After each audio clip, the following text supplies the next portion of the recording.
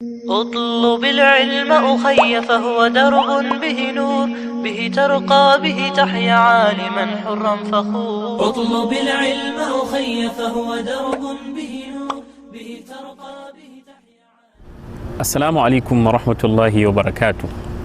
الحمد لله والصلاة والسلام على رسول الله وعلى آله وصحبه ومن والاه.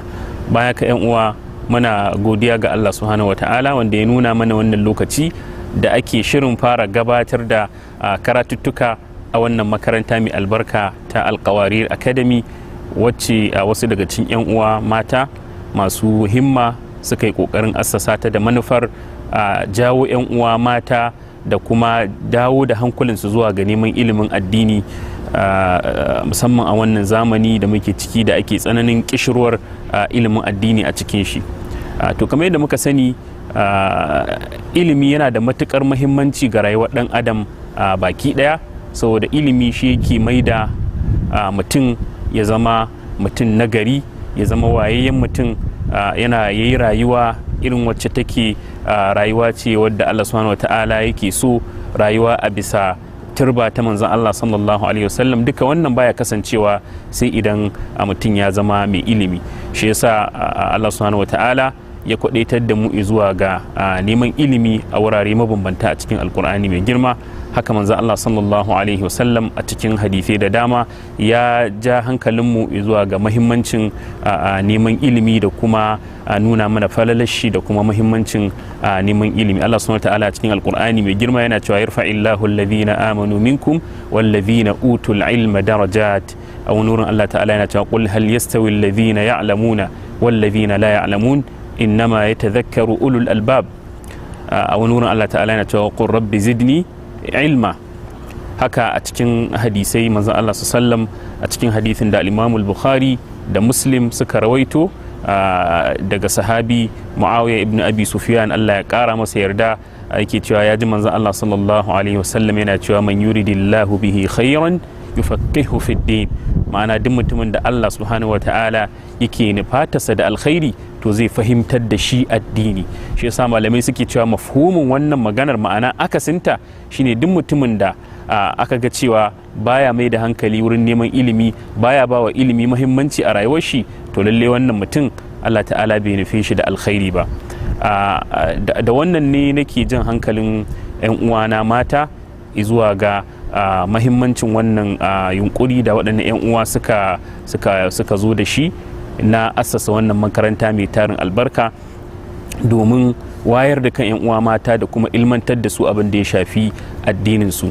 Lallai mace tana da matukar wato mahimmanci a cikin rayuwar al'umma, domin a duk lokacin da mace ta zama ta ilmantu, ta zama mace ta gari, to insha Allahu ana sa rai al'umma ta gyaru, domin ya mace ita ce take jan ragamar tarbiyyar al'umma, domin ita ce take haihuwan yara, ita ce take kula da su tun daga lokacin da aka haife su har zuwa lokacin da za su girma. So don haka a duk lokacin da aka ce ta samu ilimi na addinin musulunci, to wannan shine zai ba ta damar sanin abin da ya dace wurin tarbiyyar 'ya'yan da ta haifa da kuma ma wasu 'ya'yan da suke kewaye da ita. Da wannan ne za mu ga cewa addinin musulunci ya ba wa mata muhimmanci matukar gaske wurin abin da ya shafi harka ta ilimi. Shi yasa manzo Allah sallallahu alaihi wasallam ya kasance yana kula da mata, yana ba su muhimmanci ta fuskan abin da ya shafi ilimi. Mata a zamanin su sun kasance suna zuwa majalisin shi su saurari karatu, suna zuwa su mishi tambayoyi na ilimi ya ba su amsa. Shi yasa har wata rana na Aisha take yaban matan garin Madina, take cewa ni'man nisa'ul ansar lam yakun yamna'uhunna al-haya'u min an yatafaqqahna fi din. Tace madalla da matan mutanen Madina, matan al-ansar kenan, tace kunya bata kasance tana hana su nemi ilimin addinin su ba. Shi yasa zamu ga cewa matan da suka yi rayuwa a zamanin manzon Allah sallallahu alaihi wasallam an samu da dama daga cikin su waɗanda suka yi fice a fage na ilimi, saboda irin yadda suka kasance suna gogoriyo wurin neman ilimi, musamman a lokacin tun da manzon Allah sallallahu alaihi wasallam yana raye, suna kokarin su kwankwaɗi ilimin daga asalin tushen shi. Shi yasa wata rana wata mata ta zo ta samu manzon Allah sallallahu alaihi wasallam take cewa ya rasulullah ghalabana alayka rijal, ma'ana maza sun ci galabar mu akan ka, ma'ana sun wato kaman tattare manzan Allah sallallahu ya zama sun fi kowa amfana da shi, sai manzan Allah sallallahu ya ware musu wata rana ta musamman da yake karantar da su a ciki, yake musu wa'azi, yake fahimtar da su addini. Shi yasa idan muka bibiyi tarihin magabata na kwarai tun daga zamanin manzan Allah sallallahu alaihi wasallam, za mu ga an samu misalai da yawa na mata waɗanda suka yi fice, suka yi bajinta a fage na ilimi, tun daga irin su ummuna Aisha, Allah ya ƙara mata yarda, wadda kusan za a iya cewa ita ce zakaran gwajin dafi a cikin matan sahabbai waɗanda suka rayu tare da manzan Allah sallallahu alaihi wasallam, domin ta ɗaga tuta ta ilimi tun a rayuwar manzan Allah sallallahu alaihi wasallam da kuma bayan rasuwarsa. Ta ci gaba da karantar da al'umma daga abin da ta kwankwada na daga sunnar manzan Allah sallallahu alaihi wasallam da ilimin da ta sha daga wurin manzan Allah sallallahu alaihi wasallam. Shi yasa ta kasance ɗaya daga cikin waɗanda suka fi kowa rawaitar hadisai daga manzan Allah sallallahu alaihi wasallam. Balma malaman hadisi suna kirgata cikin mutanen da suka rawaito sama da hadisai 1000 daga manzan Allah sallallahu alaihi wasallam, domin hadisan ummuna Aisha, Allah ya kara mata yarda, a cikin littattafan sunna sun kere hadisi 2000, wasu suna cewa sun kai adadin sa ya kai hadisi 2210 ko wani abu sama da haka. Duka wannan yana nuna mana irin wato jajircewa da ummuna Aisha ta yi wurin ainihin neman ilimi da kuma karantar da shi. Shi yasa zamu ga baya ga ita kanta din ta yaye wasu daga cikin ɗalibai maza da mata waɗanda suka kwankwada daga wurinta, daga wato ainihin sunnar manzon Allah sallallahu alaihi wasallam. Shi yasa daga cikin irin ɗalibanta akwai irin su Amra bintu Abdurrahman al-Ansariya, wadda jika ce ga Sa'ad ibn Zurara, wanda yana ɗaya daga cikin manyan sahabban manzon Allah sallam, cikin nuqaba, waɗanda cikin manyan ainihin mutanen Madina. Amra bintu Abdurrahman tana cikin manyan ɗaliban na Aisha waɗanda suka kwankwaɗi ilimi daga wurinta. Baya ga haka akwai irin su Al-Qasim ibn Muhammad ibn Abi Bakar Siddiq, wanda dan uwan ummuna Aisha ne, shi ma yana daga cikin manyan ɗalibanta, da irin su Barira maular ummuna Aisha, wannan ita ma tana daga cikin manyan ɗalibai da ummuna Aisha ta yaye su. Ummuna Aisha saboda fice da ta yi wurin ilimi, sai da ta kai ga tana ainihin wato gogayya da maza a fage na ilimi, maza daga cikin sabon manzan Allah sallallahu alaihi wasallam. Bal ma ta kasance takan ci gyaran su akan wasu fatawoyi na ilimi. Shi yasa har littattafai malamai suka rubuta musamman akan mas'aloli na ilimi, wanda na Aisha ta ci gyaran wasu daga cikin sabbai akan su, kamar da al-Imam Zarkashi ya rubuta littafi mai suna al-Isaba fi mastadrakatu Aisha ala ba'd as-sahaba. Duka wannan yana nuna mana irin jajircewa da ta yi a fage na ilimi. Haka in muka gangaro zamanin tabi'ai, akwai irin su Hafsa bintu Sirin, wacce ɗaya ce daga cikin tabi'ai mata, ita ma ta yi fice a fage na ilimi. Al-Imam Zahabi da ya tashi siffanta ta yake cewa al-alimatul al-faqiha, yake cewa kanat alimatan fadilatan kathiratul ilm, ta kasance wato mace ce mai falala, mai ilimi, mai tarin yawa.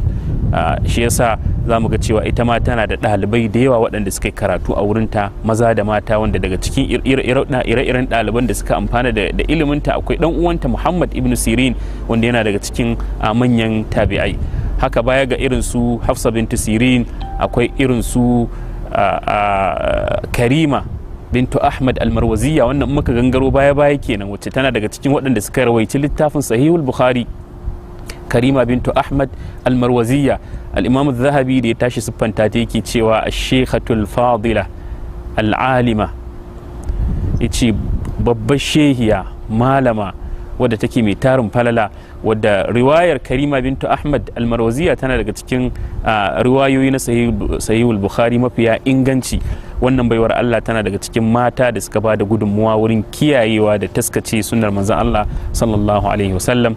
Haka zalika muka gangaro baya, akwai irin su Nana Asma'u bintu Uthman bin Fodi, wacce ita ma mace ce da ta ba da gudunmawa wurin karantar da 'yan uwa mata a zamaninta, tana da wallafe-wallafe masu tarin yawa. Don haka dai a takaice waɗannan misalai ne masu tarin yawa na irin mata da ya kamata a ce mun yi, ko 'yan uwanmu mata sun yi koyi da su wurin jajircewa wurin neman ilimi, domin duk lokacin da mace ta zama mai ilimi to ana sa rai al'umma za ta gyaru, domin ita makaranta ce, kamar yadda wani mai hikima yake cewa al'ummu madrasatun idza a'dattaha a'datta jilan tayyibal a'raqi wato ita uwa makaranta ce. Duk sanda aka tanaje ta kyakkyawan tanaji to tamkar an tanaji wato wata al'umma ne wadda take mai kyakkyawan asali, mai kyakkyawan salsala.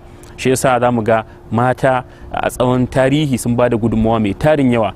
Akwai wasu manyan malamai guda 3 waɗanda duniyar ilimi take alfahari da su, wanda zan buga misali da su na irin wato gudunmawa da suka bayar wurin tarbiyya ga 'ya'yan da suka haifa. Mace ta farko ita ce mahaifiyar al'imamu Malik, domin al'imamu Malik ya tashi a maraya, uwar shi ita ce ta raine shi har ya zama abin da ya zama a fage na ilimi. Haka akwai mahaifiyar al'imamu Ahmad ibn Hanbal, wanda ɗaya ne daga cikin manyan a'imma na musulunci, shi ma ya rayu maraya, mahaifiyar shi ita ce ta tarbiyance shi, ta ainihin wato kula da shi har ya zama abin da ya zama a fage na ilimi. Haka al-Imam al-Bukhari Muhammad ibn Ismail al-Bukhari, mawallafin Sahih al-Bukhari, shi ma ɗaya daga cikin manyan bijiman malamai na duniyar musulunci, ya rayu shi ma maraya, mahaifiyar shi ita ce ta tsaya akan tarbiyyar shi, ta kula da shi. Don haka duka wannan yana nuna mana muhimmancin wato 'yan uwa mata su tsaya su mai da hankali akan wannan karatu da wannan makaranta da aka assasa domin amfanan su. Muna fata Allah ta'ala ya sa albarka a cikin wannan yunkuri da waɗannan 'yan uwa suka yi, ya musu jagora, ya kuma sa al'amarin ya ɗore kuma ya amfana da al'umma baki ɗaya. Wassalamu alaikum wa rahmatullahi wa barakatuh.